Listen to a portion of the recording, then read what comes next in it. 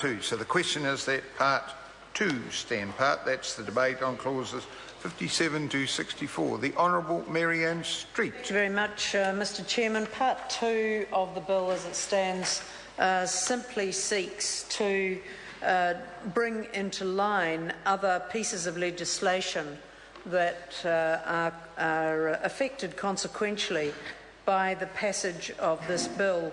They are the Citizens Initiated Referenda Act of 1993, the Referenda Postal Voting Act of 2000, the Electoral Administration Amendment Act of 2011, and then there are amendments to the Electoral Regulations 1996.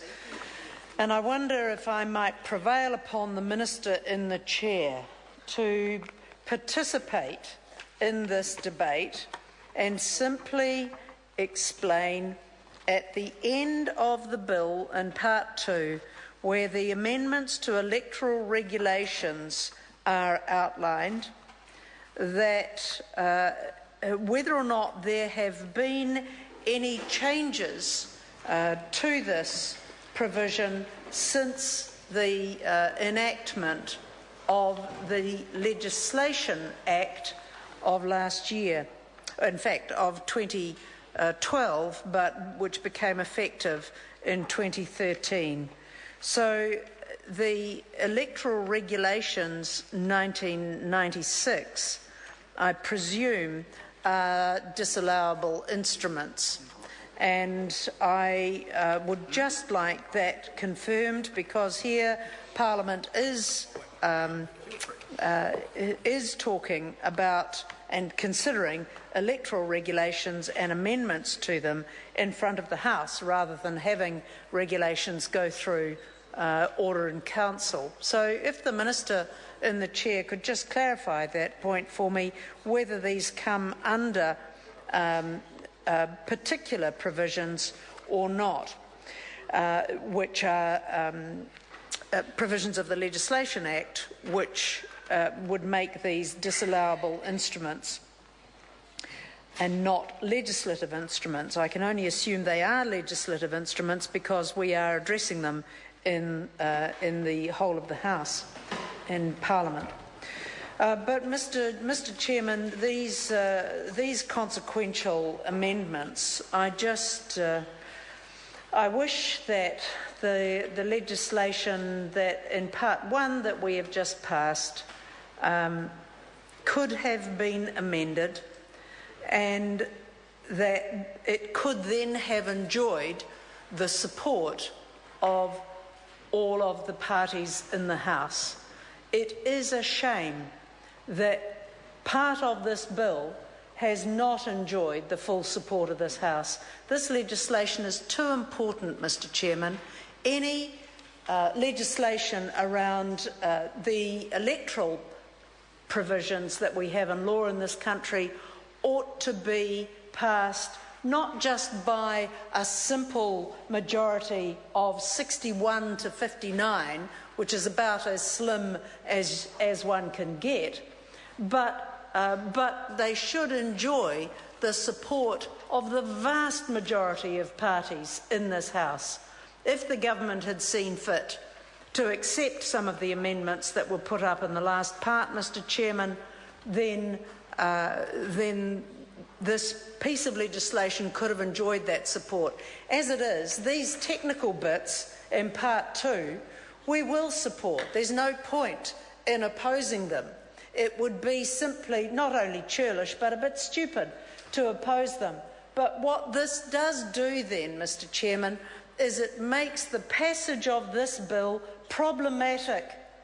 If we pass as a whole House these technical bits in part 2, and we cannot bring ourselves to pass as a whole House the essential and substantive parts in part 1, then this electoral amendment bill is a farce. And it should not be this way in this House. It should not be this way in a democracy like ours, which has the benefit of being a small democracy, which is therefore transparent by necessity and also by convention, that we should have a piece of legislation addressing our electoral laws, a piece of legislation amending, Mr Chairman. Honourable Marianne Street. Thank you very much, Mr Chairman. A piece of legislation amending our electoral legislation, and that bill does not enjoy the full support of the House in all parts. It is not impossible for a piece of legislation to enjoy the full support of this House. If it were fair, and if it did not put up barriers to people participating in the voting process, then it could have enjoyed the full support of this House. As it stands, we'll support clauses 57, 58, 59 through to 64. We will support those clauses because it would be silly not to. But if only the same courtesy had been done to the SOPs in Part 1, then we might have had a logical and consistent piece of legislation which we could then say is the electoral law of the land as supported by all parties. As it is, we will be compelled to go out to electors and to the people of New Zealand and say the Electoral Amendment Act, as it will become, did not enjoy the support of all the parties in Parliament. That should have been front and centre of the Minister's intentions. So we will support Part 2 because it is silly not to, but we wish that the members opposite had been generous enough to seek a multi-partisan support for electoral amendments that were provoking some disquiet and concern on this side of the House.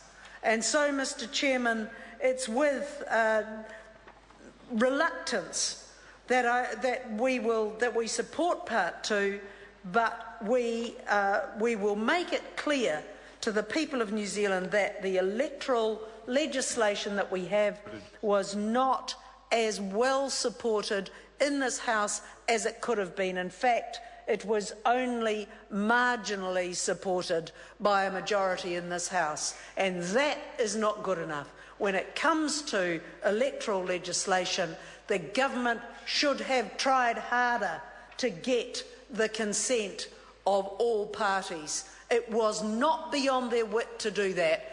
And I hope they find that Part 2 is a great trophy for them. This is the administrative rats and mice. This makes other pieces of legislation consistent. It amends them because they are affected by this one. And if that is the sort of achievement that the national government takes pride in, then God help all of us, because it's not good enough when it comes to electoral legislation. So, Mr Chairman, we will support Part 2. There are no SOPs on it, to my knowledge. There is no need for any. And in supporting that, we reflect on the wish that we had been able to support in full the Part 1 of this bill. Mr Chair. Alfred Naro. Thank you, Mr Chair.